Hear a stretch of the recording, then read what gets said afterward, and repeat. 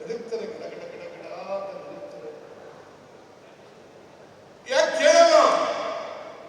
ಇದು ಕರ್ನಾಟಕಕ್ಕೆ ಮಾಡ್ತಕ್ಕಂಥ ದ್ರೋಹ ಅಲ್ವಾ? ಕರ್ನಾಟಕ ರಾಜ್ಯಕ್ಕೆ ಮಾಡ್ತಕ್ಕಂಥ ದ್ರೋಹ ಅಲ್ವಾ? ಕನ್ನಡಿಗರಿಗೆ ಮಾಡ್ತಕ್ಕಂಥ ದ್ರೋಹ ಅಲ್ವಾ? ಇದನ್ನ ಅರ್ಥ ಮಾಡ್ಕೋಬೇಕಾಗ್ತದೆ. ನೀವು ಇಷ್ಟೊಂದು ಜನ ಬಿಜೆಪಿಯವರು ಹೇಳ್ತಿರಲ್ಲ, ಯಾವತ್ತಾದ್ರೂ ಕೂಡ ಕುಮಾರಸ್ವಾಮಿ ಯಾವತ್ತಾದ್ರೂ ಇದನ್ನ ರೈಸ್ ಮಾಡಿದಾರ ಕ್ಯಾಬಿನೆಟ್ ನಲ್ಲಿ ಅಥವಾ ಪಾರ್ಲಿಮೆಂಟ್ ನಲ್ಲಿ? ಲೋಕಸಭಾ ಸದಸ್ಯರು, ಬಿಜೆಪಿ ಲೋಕಸಭಾ ಸದಸ್ಯರು ಮಾಡಿದಾರ? ಬಸವರಾಜ ಬೊಮ್ಮಾಯಿ ಮಾಡಿದಾರ?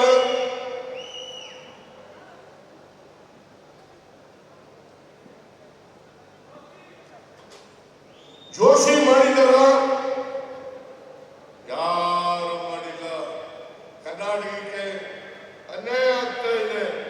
ಇವತ್ತು ನಾವು ಗ್ಯಾರಂಟಿ ಯೋಜನೆಗಳನ್ನು ಕೊಟ್ಟರೆ ಅದು ಈಗಾಗಲೇ ಖರ್ಗೆ ಅವರು ಹೇಳಿದ್ರು, ನಮಗಲ್ಲ, ನಮ್ಮ ಮನೆಗಲ್ಲ, ಡಿ ಕೆ ಶಿವಕುಮಾರ್ ಮನೆಗಲ್ಲ, ಅಥವಾ ಇಲ್ಲಿ ಕೂತಿರ್ತಕ್ಕಂಥ ಎಲ್ಲ ಮಿನಿಸ್ಟರ್ಗಳು, MLA ಗಳು, MLC ಗಳು ಅವ್ರ ಮನೆಗಲ್ಲ.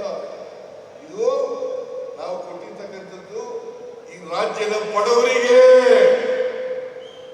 ಅದರಲ್ಲಿ ಯಾವುದೇ ಧರ್ಮ ಇಲ್ಲ, ಯಾವುದೇ ಜಾತಿ ಇಲ್ಲ, ಯಾವುದೇ ಪಕ್ಷ ಇಲ್ಲ. ನಿಮಗೆ ನಾಚಿಕೆ ಆಗಲ್ವಾ? ಬಿಜೆಪಿಯವರಿಗೆ, JDS-ನವರಿಗೆ ನಾಚಿಕೆ ಆಗಲ್ವಾ? ನಿಮ್ಮ ಪಕ್ಷಕ್ಕೆ ಬೆಂಬಲ ಕೊಟ್ಟಿರ್ತಕ್ಕಂಥವರಿಗೆ ಅವರ ಬಡವರು ಇದ್ದಾರಲ್ಲ ನಿಮ್ಮ ಪಕ್ಷದಲ್ಲಿ, ಆ ಬಡವರಿಗೂ ಕೂಡ ನಾವು ಗ್ಯಾರಂಟಿ ಯೋಜನೆಗಳನ್ನು ಕೊಟ್ಟಿದ್ದೇವೆ.